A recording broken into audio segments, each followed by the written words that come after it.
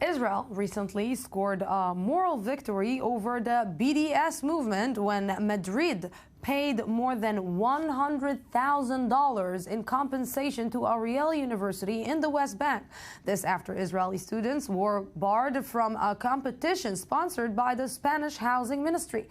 Ariel University diplomatic correspondent for the News Today has the story. Ariel University has known many battles. Due to its disputed location in the settlement city of Ariel in the West Bank, many entities both in Israel and abroad disregarded its professional virtues, social values, and academic achievements, focusing instead solely on its geographical position. But the university, still standing at the same spot, opened 2016 with a major achievement of 100,000 euros compensation from the Spanish government. Why? For surrendering to the fierce pressure of the BDS movement. We reached the finals of the decathlon with the other universities from all over the world. The housing minister even came to see our project. And all of a sudden we received a letter disqualifying us because our university is located in the West Bank. It was so disappointing. It was a huge surprise. Nothing hinted that will happen. It wasn't professional. We found out that it was the BDS that was pushing the government of Spain to push us out. Full stop. We are sorry. It's against the policy of the European Union. It's international law, blah, blah, blah, blah. This letter, not hiding the discriminatory reasoning, did not take the university by surprise, but it did infuriate them, and this time they had zero intention of letting the BDS movement win. We decided to sue the Spanish government in Spain. It took them more than a year to find out that they have no legal base for their decision. And then they had to come out with a solution stating that the decision is null and void, that it was taken against the Spanish constitution, and that they will compensate us for some 100,000 euros. The financial compensation was only the big cherry on top. The moral victory of the already contentious institution is sending a striking message to all anti-Israel movements abroad and also to its opposition from within. Where we have from time to time some problems is with governments that try to prevent those higher learning institutions from cooperating with us.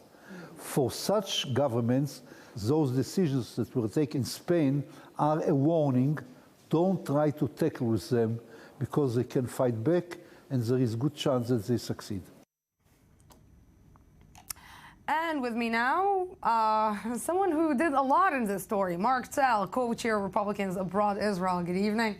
Okay, Lucy, but I'm not here as a Republican tonight. I'm not here as a Republican tonight. I'm here not as a Republican. No. But now I know where you were in the last few months. He deserves a share of the compensation. Definitely. And Ariel University diplomatic correspondent for the News Today. Good evening. Good evening, Lucy. So let's start with reaction that is coming from the Spanish government. Well, we've asked for one, but we haven't received, we haven't heard from them since, and it's, I can understand why they are not too eager to comment on this issue. It's not a very usual thing, especially for a European government to admit it is discriminating Israel unlawfully. And the thing is that the housing ministry, the Spanish housing ministry, which does not longer exist under this title, when it understood that it is going to face this legal lawsuit, asked for the foreign ministry, the Spanish foreign ministry, to back it with the reasoning, with legal documents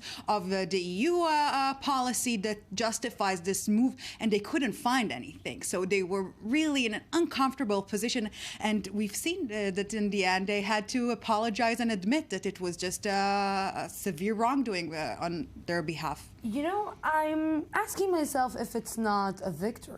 If it's not a big victory. It's huge. It's a huge victory. It's huge. Because, you know, the BDS, we heard about the boycotting Israeli universities, boycotting the academy, boycotting financial industries in Israel. Ariel University is located in what we call Judea and Samaria, the West Bank. I mean, this is something, this is like the epitome of the ultimate target for BDS. BDS is aimed at all Israeli universities and activities, but Ariel is the the perfect scapegoat. And it was an Israeli professor at an Israeli university that started this. Yeah. Okay, and the Spanish government just reacted in a kind of knee-jerk fashion, threw us out. And a lot of people thought at the time, well, we don't have a chance. But we said, you know, okay, we're going to make a case out of this. It means that if you're taking the BDS movements, let's say in the future, they, of course, we will continue seeing boycotting Israel all over the place. Sure. But if you're taking these, let's say, the BDS movements to court, they don't have any legal basis. Well, when they, in most cases, they don't. And you have, but every case stands on its own. You're not, you know, this is not going to be a template for but what it is, it should be a kind of a symbol for those who are trying to fight this boycott activity, and encourage them in the cases where the BDS movement is trying to discriminate against Israel, particularly in the academic area. We're talking about academic freedom.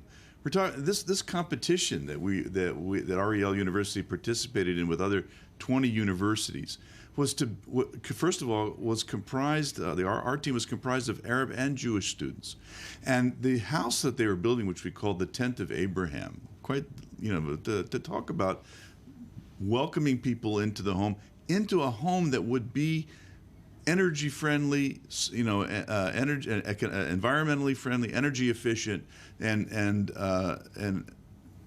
helpful to the whole world. That's what this competition was about. It's not about politics. It was about new ideas. And not that's about politics, but the academic branch, or the academic the activity of BDS, of the BDS movement in the academic arena is very, very intensive, and we see it throughout Europe, throughout the United States, and we've just seen yesterday a bill presented in California to prevent such activities, to prevent campuses collaborating with those BDS movement, because it's becoming really a highly popular phenomenon that Israel is finding very difficult to fight against. You know, I'm trying. You were today in Ariel, Yeah. right? And what were the reactions among the students and among? Well, they members of the course academy? consider it a great victory, and how can we blame them? It was very disappointing. They were highly upset when it happened, because they did excel on the professional level. Their Yes, project they were the only received Israeli so many, university. only Middle Eastern University, Exactly. and the housing ministry even came to see their project. So they excelled on the professional level, and on the political level, they were disqualified. It's And I think unimaginable. the percentage of Arab students in this specific university is very high. Very high, and the Ariel University is, is not only a disputed matter abroad, but also within Israel. It was a long and exhausting process for this university to receive the classification of a university because of such opinions within the Israeli discourse. So it's not just the Tel Aviv University or the Hebrew University in Jerusalem which won this lawsuit, but the Ariel University, which is really extraordinary. In 1 minute, do you think that Israel is doing enough against the BDS movement? I think there's a change. I must say that I've had some discussions. I can't go into too many details, but the new Minister of Justice, I think, has a whole different way of looking at this, and instead of taking a passive role, which we encountered when we began this lawsuit, the Israeli government was very, very reticent to be involved. But I think there's a new way, a new change, a new approach to this, and I think they're going to be more proactive, and I think less reactive, more proactive, and I think that's important, because We have a minister in charge of that now, Gilad Erdan. That's this right. is one and of his he roles. has a whole staff on this. I think we can look forward to making real progress, and this case should give them a lot of incentive and hope for success in the future. Ariel, Mark Tell, thank you very much for this. Thank you, in general. Lucy, it's always a pleasure, in whatever capacity.